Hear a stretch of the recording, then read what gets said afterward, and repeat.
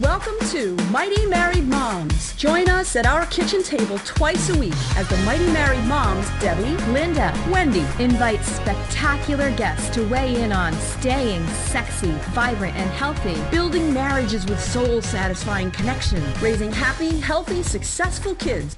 Conversations with Mighty Married Moms will bring you closer to the life you really want.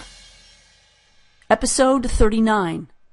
Good morning, everyone. Welcome back to Mighty Married Moms. We are really happy to have you with us today. We are especially excited to be able to introduce you to Mark Lack. He's the best-selling author of the book, Shorten the Gap, Shortcuts to Success and Happiness. He's on the board of advisors of multiple companies, and he's also the founder and CEO of the Peak Performance Club, a coaching company that unlocks the potential of young adults and then shows them exactly how to achieve extraordinary results in life and their chosen career path. Welcome, Mark. We're really happy to have you with us today. Thank you very much. It's a privilege to be here. Great, great. Well, I just gave our viewers and listeners a quick rundown of what you do, but we would love to hear a little bit about your background. And I know you've got a really interesting background that a lot of people are going to love to hear about. So can you tell us how you got from there to where you are now? Yeah, definitely. I have, as you mentioned, a pretty unique background. One of the hobbies that I chose to do when I was about age 14 was paintball, and paintball is where you run around and you shoot each other. And so at 14, I was begging my parents to get me involved in this really expensive hobby that goes nowhere called paintball. And most 14-year-olds. Yeah, right. Like most 14-year-olds, exactly. And so my parents being, wonderful, supportive parents, they finally gave in and they got me my first gun and my gear, and we went out, and of course, very expensive every time you go out, like hundreds of dollars. And so I started to take it a little bit more serious, got involved in some tournaments and stuff. But going back to the beginning when I first begged them, I was so hooked on watching all these videos online of these professionals traveling around the world, competing, having what looked to be like the best time ever. Really? Professional paintballers? Oh, yeah. Exactly. Oh, yeah. My youngest son thinks it's pretty cool, too, He's been to some parties where they do it, yeah. Exactly, and that's how I started. My first time was actually at a birthday party as well. Yeah. And so you'll see how professional paintball, how it was at least when I was in it. So I begged my parents, I wanted to get on the best team in the world, Team Dynasty, and travel all over the globe. My parents, okay. And so and within 3 years, from 14 to 17, I was on the best team in the world, Team Dynasty, and I was traveling all over the globe, over 250,000 miles around the world.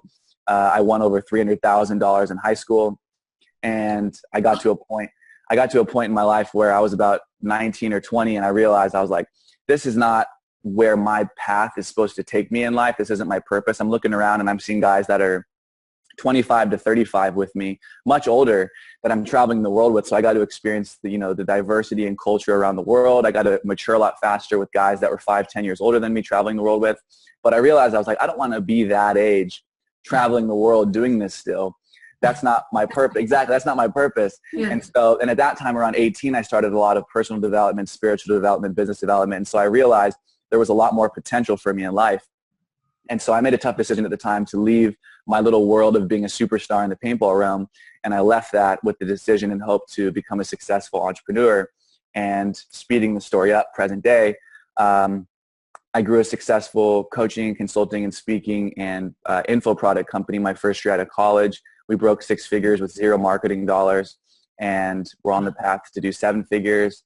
And I've been and have had the privilege and opportunity to be invited on the board of advisors for a couple different organizations. I work with a lot of nonprofits, and I do a lot of different interviews like this. So, and I'm the best-selling author of the book, Shorten the Gap, as Debbie mentioned. Yep. I have that book too. It's a great book, so it's really useful. In fact, I got copies for each of my kids. So I don't know if they've read them, but I have. So you're a coach to young people. Mm-hmm. You're a coach to paintballers? No. I was, because I was reading personal development back then and business development, and I realized I can monetize my skill. Jay Abraham is one of the best marketers ever, and he was like teaching all about how to leverage everything. And I was like, I could just position myself as a coach in paintball, who's one of the best people in the whole world. And I won $160,000 in one day, largest prize ever at 17. And so nobody had ever won that ever, and nobody ever will, because it was a big mistake for the paintball league to do that. There's not that kind of money in the league. So forever I will have that on my trophy. But I positioned myself as a coach for young people in paintball as well. And so I would charge $1,000 a day at 17, 18 years old to just work with other young people and teach them. So I was making money selling, gear and whatnot, and prize money and sponsorship money. And then I'd make money as a coach as well. Because of what I learned and studied, I would position myself as an expert. So that's kind of what got me into coaching. And I realized as I began studying a lot more of personal development and business development, what really led me to where I'm at now is a saying that Jack Canfield says, which is, if everybody has a book inside of them, and if you can't find the book that you want to read, then you should write the book.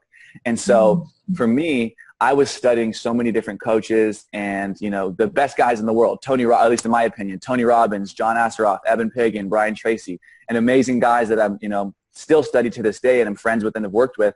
And I realized something back then was I had the ability to push through studying those people, even though there's a disconnect from age, 30, 40 years older than me. And so I would have loved nothing more than to have had somebody my age that I could have studied, like a little bit further ahead. Like when I was 18, if there could have been somebody in their 20s that I could have studied that was just crushing it in life and business, then that would have been amazing, but there wasn't, or at least I didn't find it at the time. So I had the ability to push through and study people 30 years older, solely looking for the knowledge, not the ability to relate. So when I got out, I kind of caught myself writing a book, and I'm speeding the story up a lot, but I wrote a book and I realized there was nobody that I could look up to. And I realized there's so many young people that don't know these things that are taught outside in the real world, like, emotional fitness and mindsets for success and how to recondition yourself for success and so many other things, which you guys are nodding your head in agreement because you know. We've studied. Yeah, we've studied. Yeah. There's so many things. Study, though. Because they think that studying is what you do in school, and to study outside of school would be silly. Right. And I thought the same thing. I hated studying until I started to associate pleasure to it, because I realized I'd learned something new. And in school, I'm taught, I learned something new. I have to regurgitate that information, and I get a grade. And the grade is, okay, now on to the next thing. But when I started studying this other stuff, personal development, spiritual development, business development, I could take an information, apply it in my life, and instantly get the benefits from it. And in different ways, like emotional ways. I could financially gain really quickly. I could feel better about myself, communicate better, have more confidence. So many amazing things. And I was like, wow, so many other young people need this. And I realized, back to what I was saying earlier, right? If it wasn't there for you, then maybe you should be it. And so I thought, there's no like Tony Robbins for young people. And Tony Robbins was and still is one of my top mentors ever. And so I was like, it'd be really interesting to try to step into those shoes, or at least create my own version of a Tony Robbins like mentor who changed my life, amongst many other people like John Asseroff and Brian Tracy. And the list goes on and on. Yeah, right. Tony was one of the first people, but I wanted to be that. And I was like, it's not like he changed my life forever. And I'm almost always indebted to him for that, because he just switched one little light switch in my head one day and it changed everything. And so I want to do that for other young people. And so that's kind of what's led me to where I'm at. Now, I do high-end business consulting because as a result of having a successful business, of course, you pick up traction in the business world. And then a lot of the principles correlate, strategies of preeminence work in many different industries, in marketing and selling. But my passion really lies within educating and empowering young people. And that's why I'm on the board of 2 other youth nonprofits that are all about empowering and educating young adults all over the world. And then, of course, a part of my company, Shorten the Gap, and the Peak Performance Club is all about empowering and educating young adults to achieve, amazing results. And we work with trauma and different things like that, and depressed kids and ADHD, which I know that's something you guys like to talk about. So I work with that as well, but I try to work with the individuals that are already producing good results and want to produce extraordinary and great results. But I work with every single person. I've worked with, I think I've told Debbie before, I've worked with some crazy, like really, really difficult, challenging situations of people that have had really, really tough times. That's right. So are these children, or what ages are your typical client? I know children is a very like, how a relative term. My mom calls me her child, so I'm turning 25 next month. So it's like I'm a child still, but I work with people around 18 to 28 is what I would consider a young adult. Gotcha. So these are people that have some agency over their life and their money, or some money, because I mean, it would be, because to me, I don't know, just I'm trying to imagine how how a child would make it known that they want that level of coaching and that level of help, how a young person would make that known. So having somebody be 18 to 25 makes more sense to me. I was thinking of like high school. Mark is also, I'll put it right out here, Mark has been my coach too. He's been helping me with my business over the last year or so. And one of the things that he does is he also works with, so we have a friend whose kids went through some trauma. And so he hired Mark to work with his kids. And so, that's really what happens a lot of the time with the teenagers is the parents will say, my kid needs some help, But my question to you is as the parent of 3 young adults, teenagers myself, I mean, parents know when their kids need help, but kids don't always want to accept that help. So, if you're a coach or even if you're a parent, because obviously our audience is parents, how do you help them get past that block or that resistance where they're like, no, I don't need your help. Don't talk to me. So, for the young adult? Yeah, for a teenager, young adult, yeah. So for the young adult, it's actually really easy. I mean, at the end of the day, what it all boils down to, she's like, oh, she's all excited. Yeah, I want to hear this. Because Wendy has 2 stepsons who are in their 20s. So. Yeah. And they are resistant to my input. Just saying. Well, okay, so that's the other thing you have to realize is it's not always, and you've probably heard this saying before, it's not always the message, but the messenger. And so a lot of the times it's me being able to deliver a very similar message that you've been trying to deliver, but it has to come from somebody that they can go, oh, you get it. You get it. You're my age. You're kind of going through or have been through the same things not a long time ago. And so it's not the message, but the messenger in a lot of the situations, because a parent will be like, you didn't say that much different stuff than I said. And I was like, yeah, but that's not the point. It came from somebody different. So we know that, but still. Exactly. Now it's not necessarily that my coaching doesn't teach them extraordinary things that I have invested $500,000 to learn that a lot of parents probably don't know. They don't.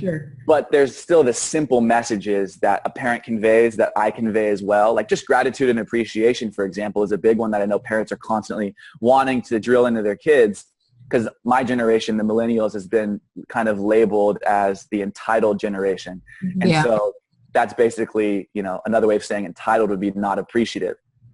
And so appreciation is something that I work with a lot of young adults on. So that's an example of conveying a message that the parent's been trying to convey that a kid goes, oh, okay. I just help them look at it in a different way. And I say it in a slightly different way. That's kind of like I'm coming from their side of understanding, and I just help them peel back the blinders that they just didn't see before. But really to get a young adult to want to change and improve themselves, it's pretty simple. And there's an old saying, and Debbie's probably heard me say it before. It's and if you've heard this part, but not the ending. When you really study psychology and influence, you learn this. You can lead a horse to water, but you can't make it drink. Right. This is the part that you understand as you study a lot of psychology and influence. You can lead a horse to water, but you can't make it drink. But you can make it thirsty. And so how do you make the horse thirsty? Or in this case, how do you make the young adult hungry and thirsty for wanting the knowledge to grow and change and improve his life? Because at the end of the day, we're all chasing in some way, shape, or form new thoughts, I want something new. I want more money. I want a new girlfriend or a new boyfriend. I want to go to a new college. I want my parents to give me more freedom. Whatever that is. I want a new car, whatever. I want the new clothes. I want the new dress. I want to go to prom. I want to ask her out, whatever it may be. It all boils down to wanting to acquire a new emotional state, or the belief that if I do this, if I think this, if I acquire this, if I achieve this, I will feel this way. And humans actually have a really bad problem with their ability to be able to estimate when I do something, it's going to make me feel a certain way. Humans are horrible at predicting what emotions they will achieve in the future from actually accomplishing an outcome that they thought they wanted. Corporate world is the perfect example. And there's so many people in the industry, one of our mutual friends, Vicki Higgins. She's like the perfect example, and she's an amazing entrepreneur who left the corporate world. But what she does is she works with people, and it's like, have you been in the corporate world for 10, 15 years, and you're thinking, this is all there is now that I'm here? Yeah. That's just an example. You've been chasing something for over a decade, and you get there, and is this all there is? You thought for that long you were going to get there, and you were going to achieve success. One of my friends, Ted McGrath, he became top 5 out of thousands of people in the nation for New York Life Insurance, top partner. Second he achieved it, he got to top 5. He's like, is this it? This is supposed to be the best day of my life. He quit the day he won partner. And so that's just an example that people are so bad at predicting what emotions they think they're going to achieve from an outcome that they've expected in the future. And so with young adults, I'm just tying it back, we're always chasing emotions. And so I just ask the young people, what are the things that you want most in life? What are the emotional states, or what are the things you think you want? And what is the emotion you think you're going to get? It's basically means values versus ends values. A means value is money. The ends value is what you think money is going to give you. In most cases, that would probably be, in essence, freedom, right? Means value is you want a new relationship. Ends value is you really want more love, connection, significance, certainty, etc. So I just help young adults look at things in a different way. And basically, everyone is chasing something new constantly. We're always constantly chasing, like today, I'm going to focus and sit down with my team on strategies to make us more money and more revenue. That's the means value. The ends value is so we can reach a larger audience, we can help more people, it's going to make us feel more significant, et cetera, et cetera. So I just help people look at what are the things you think you really want, but and then we'll break it down and figure out what is it that you're really chasing, and how many other ways can you actually achieve significant connection, freedom, right? And so a lot of the times I can help people feel different instantly, just because a lot of the things you think you want, you can already have inside. You have all the emotions inside of you. You don't actually need anything outside of you. You just think, if I get that, I'll allow myself to feel this way. If I achieve this, I'll allow myself to feel significant. Well, you can actually feel significant right now. And so within a second, I can help the person achieve 99% of the time the emotion that they want. And with young adults, it's really easy.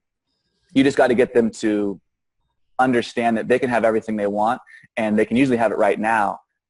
But getting people to be hungry or thirsty is pretty easy if you can just guide their focus through asking really good quality questions. That's great. Well, let me ask you this, Mark. What are some of the key issues that you see young adults facing, and what would you recommend for parents to do? You know, what strategies would you offer to parents so that they can help their kids get over those key issues, those humps? Some of the biggest stuff I see is kids are just hanging out with the wrong people. And another, basically riffing off of what I mean by hanging out with the wrong people is, not a lot of kids are striving for anything in life.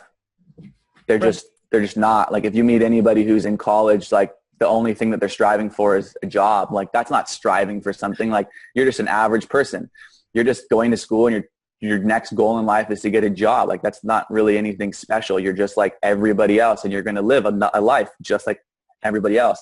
So if I was going to say the biggest thing that most kids are struggling with these days is mediocrity. They're all thinking in a glass box. Like, they don't think that anything else is possible outside of going to college, trying to do well in school, getting an internship, and hoping that they're going to stand out of 2.4 million undergrads that they're competing against every year. Like, you got to think a little differently. Like, I went to college, I got a bachelor's degree in business and marketing from Fullerton, and not to put Fullerton down, but the education I got at Fullerton is like a grain of sand on the ocean compared to the education that I've invested in myself outside of school. Once I learned that self-mastery and self-development and self-education is going to make you a fortune, where formal education is going to make you a living. And so if I could say the biggest problem that I see young adults struggling with is the belief that they can achieve anything they want. Like, when I said the reason why I can get almost any young person to want to work with me is because I just ask them all the things that they wish they could have. If anything was possible, what would you really want to do for a living to make money and monetize your passion? And then I tell them how they can do it. And they're like, this is actually possible. And I was like, I grew a 6-figure company my first year out of college with zero marketing. And we're on track to do 7 now. And I've helped a lot of other people do it too. And it's like, they think that they have to follow the cookie cutter lifestyle. But we live in a society and a world now with technology where exponential growth. I mean, kids are making billion-dollar companies, right? And their college dorm rooms are in a garage. Right. Within 18 months, Instagram, boom, billion-dollar valuation. Yeah. Like, and there's so many other examples like that. And so when I work with young adults, is I try to get them to first believe that that they are first destined for greatness, and that they can achieve anything they want in life, and they can have their ideal life, whatever that may be. Most of the time, they don't even have it mapped out. So how could you ever hit the target if you haven't even identified it? Right. And so I get them to identify their ideal lifestyle, what that would look like in their 20s, and then show them exactly how they can map it out. I mean, if you start at 18, which is the youngest age that I like to work with, I work with 15, 14-year-olds, but the older they get, the more relative a lot of the stuff is. Like, I can't show a 14-year-old how to make his life a masterpiece. His parents are controlling 90% of what he does. So the second you hit 18, you finally have a little bit of room where some of the stuff that I can teach somebody can actually help them take control of their life. the younger they get, the less I can teach. The older they are, the more I can teach and the more relative the information is to them. So I know I'm riffing on a bunch of different stuff right now, but like the biggest thing that I see young adults struggling with is, I would say, self-confidence. They don't have a game plan for life outside of the cookie cutter school, internship, maybe, then go try to get a job. And, you know, there's a statistic that says 14 to 16 jobs is what the average millennial will have. So they're bouncing around from jobs. So they're never going to get experience in one specific role or have the ability to really gain tenure in any organization and work their way up. So it's just, I'm all about entrepreneurship and growing the economy that way and creating jobs and allowing people to have their passion. I mean, I live, if you could see my view in any of these windows, I'm overlooking the beautiful ocean right now. And this is something, and I live with my best friend and partner, and best friend and business partner, I should specify. And so I've been able to create this life, and it's just the best thing ever. And all I want is for other young people to be able to create the life they want. They don't think that it's possible. Like, everyone in my building is 60 years old, and this is like their multi-million-dollar condo and a high-rise that they all retired in. And it's like, I'm already here. And it's like, and it's like, I want other young people to experience this, and it is possible, but you have to break their head away from the cookie cutter, like, because the problem is that so many of the parents did it, and the parents don't think that my kid's going to be a successful entrepreneur, especially in his 20s. Like, that's not possible. It is, but you've been teaching them that it's not. So why would they go out and try to do something? And a lot of the young... Yeah, and I think the fact that the internet has opened up the globe to what we're able to do, I think the internet has really expanded the possibilities of what it means to be an entrepreneur and all the different ways you can be an entrepreneur. I mean, it's huge, absolutely huge. And our parents certainly didn't grow up with that. They didn't know that was a possibility, and so they didn't know what entrepreneurship was. Right. It's a very different world. Yeah. But I have 2 teenage boys, and you're so right on. And that's all their friends. That's the way they think. They don't have any idea. They're sort of really still stuck in the old model. And I feel a little bit as a parent, like I've been in that model too, as a teacher. My husband's a teacher, and my mother was a teacher, right? And you know, so I'm trying to break out of that model now. I am breaking out of that model, I should say. And I'm an artist. Yes. Yeah, I am an artist. And then as an artist, it was sort of that you feel like an entrepreneur, you know, in certain ways. So I want to teach my kids to not have the same money pattern or the same, like, be like everybody else, conform. I want them to believe that they can do anything. So I'm really excited about what you're doing. And what I'm hearing you say without saying it explicitly is that when you're talking about means goals and ends goals, I think that what happens when you say to somebody, what are your goals? They say, I want $1 million. I want a Jaguar. I want a house on the beach. And those are means goals. But what is the house on the beach going to do for you? Yeah. How is that going to make you feel? So that's the end goal, which is like, I just want to wake up and smell the ocean. Well, guess what, Wendy? You live in Massachusetts. You can get in your car today, and I can smell the ocean today. Yeah. Even though I don't have $1 million, even though I have a home on the beach, right? So that's what I'm hearing you say, is that it's not always about literally being an entrepreneur and making $1 million and living in a high-rise condo. That I don't know that that's what you're just saying that. Think really about what it is that you want. And if you want love and attachment and to wake up next to a woman that you think is divine in your life, if you're a young man or whatever, you know, if you want a relationship that's key, there's nothing holding you back from having that. You don't need to have $1 million to impress that girl, right? Exactly. Exactly. And it's something that's really interesting. And again, it's what humans make the mistake of all the time is there's actually only such a high threshold that your emotions can experience at any given moment. And so, you know, let's just say it's a little kid on his birthday or Christmas morning. He might be so much more thrilled than a guy who just made $1 billion launch on his IPO, initial public offering in the stock market. Like, the emotions the child's can be so much higher, but as an adult, we would think, oh my gosh, if I made $1 billion in one day in my IPO, like, that'd be the best day of my life. Well, Tony Robbins made $400 million when he did his IPO for his company, and he said it was the worst day of his life. And so we just have bad ways of expecting things. So what you're talking about is if the means value is, you know, make more money, or let's just say I have to experience more bliss. And I think living on the beach will do that. There's actually so many different ways that you can achieve that. For me, I'm all about growth and contribution, and so I'm constantly rising my bar. But I know that at any given moment, I can experience the maximum amount of significance or the maximum amount of love and connection that I want right now. I don't need to go out and achieve all of these different things or have these things. I can experience it right now inside of myself. I mean, the happiest man in the world can be the guy in South Africa who paves a little path so that when the kids wake up in the morning, they can walk. That can be the happiest man alive. And someone over here with millions. I mean, I know so many multimillionaires. We're not happy. And so many of them are not happy because they think that all the stuff outside of them is how they're going to get happiness, but really it's inside. And so exactly, a lot of your ends values can be achieved from internally having the ability to allow yourself to give yourself the gift of that emotion right now if you truly believe that you can have it. Means values are simply a way to achieve an ends value, and a lot of ends values can be achieved just by believing it. And so it's helping people realize that your means value is just a vehicle. We can replace that vehicle anytime we want with multiple different vehicles. The ends value can be the same and we can still achieve it. All three of us, or all four of us, right, could have the same ends value we want, but we could all use a different means value, a different vehicle to get there. And so it's just helping people realize that, like a lottery machine, right, we could just see all the means values changing and the ends value could be the exact same. So it's like maybe you create a very, very difficult means value to get there. Like, I need $1 million a year to achieve this ends value. And you just dissect it and realize you don't. And then give them a very simple means value, and all of a sudden they've got their ends value right now. Right there in front of them. Exactly like that.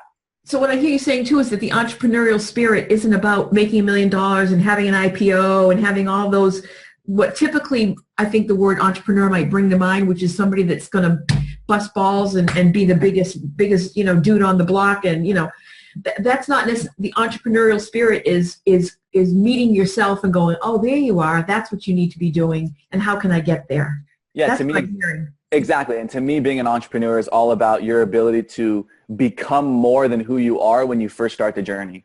It's about, like, it's so much more difficult to be. I think that if you go and I've never had a job, a 9-to-5 job, so I don't know. But from what I hear, it's not fun. Not many, 75% of people do not like the jobs that they're in. So that's probably a pretty good idea of it. But, for me, being an entrepreneur, as I just said, is all about the growth and who you become on the journey. And it's all about creating the lifestyle that you want and the lifestyle that you deserve. And so that's the thing that when I'm trying to empower people and steer them in the direction of becoming an entrepreneur, it's all about, I know they want it. They just don't believe they can have it. It's cognitive dissonance, right? They don't even think that it's possible, so all of a sudden they don't want it. Right. And so it's like, you're lying to me and you're lying to yourself. Tell me your ideal lifestyle. Let's map it out. You're never going to get that in your 9-to-5 job, most likely, for most people, unless your bar is that low. If I just help you raise your bar and realize that you can actually have anything you want, let's be serious. You don't want the Toyota Prius. You can get the Tesla. It's like you just didn't think that was possible. Let's raise your bar. You don't need the 5,000 square foot house, but if you could have it, you probably want it. Like, it's just those things. And so it's like everyone really does want more, but in order to want more and have more, you have to become more. Most people don't want to become more. And so that's the biggest thing about being an entrepreneur is you have to become a lot more than who you are when you start the journey. And that's the biggest thing is me helping people become more so then they can go and become an entrepreneur and they can have more and they can have their ideal lifestyle, whatever that is for them. And I think, we got to wrap up here, but I think that's kind of that went so fast. It did. But I think the idea that we can share with our audience is that as parents, we want to try to help our teenagers and young adults by recognizing that they can become more. They just have to be willing and able to kind of put their finish the sentence for me. Willing and able to expose their kids to things that are outside of the formal education mold. Okay. Yeah. Okay. Great. Totally. Great. Yeah. Totally. All right. Totally. Mark, this has been a fascinating conversation. We really appreciate you spending some time with us today. You're very welcome. Tell our audience where they can find you and anything that you have coming up that you want people to know about. Okay, awesome. By the way, that was probably the fastest interview, or at least it felt like the fastest interview I've ever had. I don't even have a clock. Yeah. That went by pretty quick. It went by pretty quick, yep. Okay, so they can find me at Facebook. I'm very interactive with a lot of my followers and stuff like that. So you can go on facebook.com/777, Mark Lack, MARKLACK 777, Okay. or facebook.com/MARKLACK again, but this time it's 949. Okay. So /Mark Lack 777 or /Mark Lack 949. Follow me on both of those. One is like my friend page and one is my fan page. Add me on either one. You can go to thepeakperformanceclub.com, thepeakperformanceclub.com. We're actually rebranding, so if people go to that whenever this comes out, it may just immediately direct them to our rebranded site, which is shortenthegap.com. So either one of those. And then you can pick up a copy of my book, my best-selling book, Shorten the Gap, on Amazon or on our company website. And then we're just doing a bunch of cool stuff. We're rebranding for our new brand, Shorten the Gap, which has a whole book series of Shorten the Gap books coming out and different products, and doing a lot of exciting stuff. And for anyone listening, if you want an amazing summer program for your kids, check out leapfoundation.com, LEAP, leapfoundation.com. It's an amazing nonprofit that I'm on the board of. And hands down, they have the best summer program on the planet for young adults age 15 to 24. So if you're interested at all, you can check it out and see if it's a good fit. Terrific. Great. Well, thank you so much for being with us today. This is Mighty Married Moms, and we hope you've gotten a lot of value out of this conversation with Mark Lack from the Peak Performance Club and Shorten the Gap. And please go onto iTunes and subscribe, and also find us at our website, mightymarriedmoms.com. Thank you. Thank you. Thanks. Thanks, Mark. You're welcome. Thank you. Thank you for joining us for this episode of Mighty Married Moms. Tune in twice a week on Mondays and Thursdays to meet fascinating and inspiring guests who will help you create the life you've always wanted. You can find these episodes and special gifts just for you at mightymarriedmoms.com, as well as a link to our Facebook community, where we continue the conversation around the kitchen table. Please also help share the love by leaving a review on iTunes. We'll see you next time.